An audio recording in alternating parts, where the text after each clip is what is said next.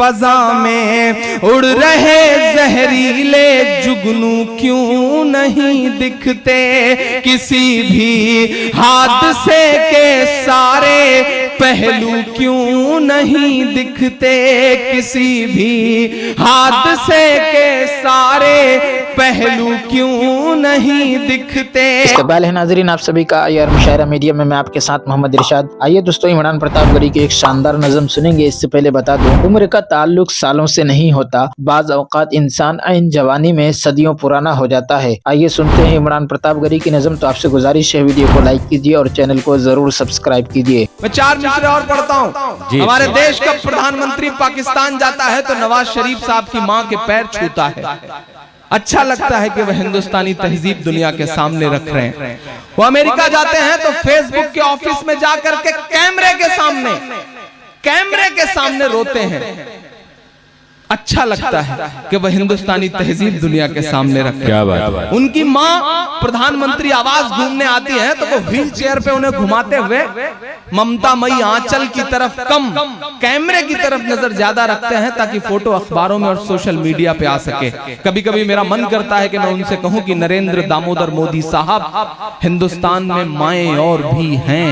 میں 4 مصرے پڑھتا ہوں، اگر سچے لگے تو دعائیں دینا مجھے۔ پڑھتا ہوں صاحب کہ فضا میں اڑ رہے زہریلے جگنو کیوں نہیں دکھتے فضا میں اڑ رہے زہریلے جگنو کیوں نہیں دکھتے کسی بھی حادثے کے سارے پہلو کیوں نہیں دکھتے کسی بھی حادثے کے سارے پہلو کیوں نہیں دکھتے جو ماں کو یاد کر پردیس میں آنسو بہاتا ہے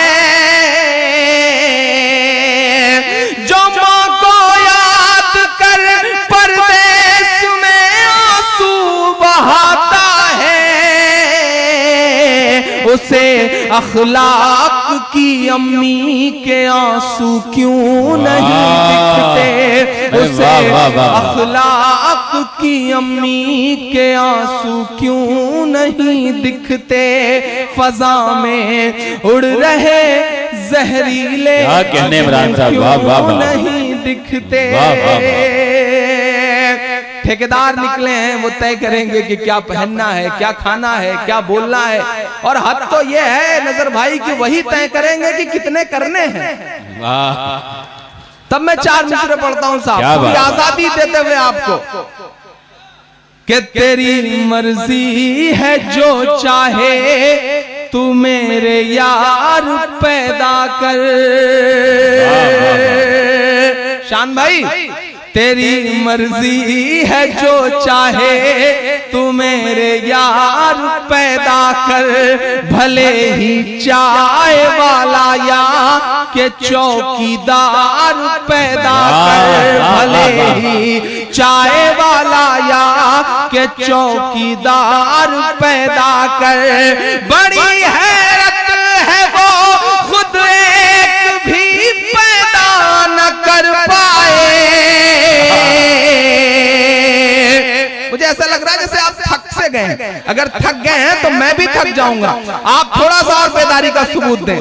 تبھی شاہ کہہ رہا تھا نا کہ شاعر پیٹرول سامنے بیٹھے ہوئے سامعین پیٹرول کی طرح ہیں۔ میں نے کہا بھائی ٹھیک ہے اگر یہ پیچھے پڑ جائیں تو بڑی دقت ہو جائے گی، یہ آگے سے داد دیں ان کی محبتیں برقرار رہیں تو اچھا لگے گا۔ ایک بار پورے سارے لوگ ایک بار زوردار تالی بجا کر کے بتائیں کہ آپ بیدار ہیں۔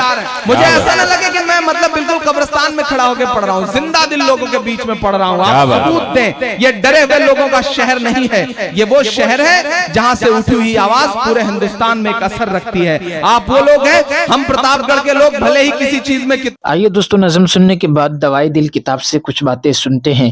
ذکر نہ کرنے پر وعید، اور یہ نہ سمجھو کہ یہ ذکر فقط مستحب عمل ہے، کر لیں گے تو ٹھیک ورنہ کوئی بات نہیں، اگر ذکر نہیں کریں گے تو سزا بھی ملے گی۔ جی ہاں، قرآن عظیم الشان میں فرمایا وَمَن يُعْرِضْ عَن ذِكْرِ رَبِّهِ يَسْلُكْهُ عَذَابًا صَعَدًا۔ جتنے مفسرین ہیں سب نے یہاں ذکر ربی سے مراد قرآن نہیں لیا، یہاں انہوں نے اس کا مطلب اللہ کی یاد لکھا ہے۔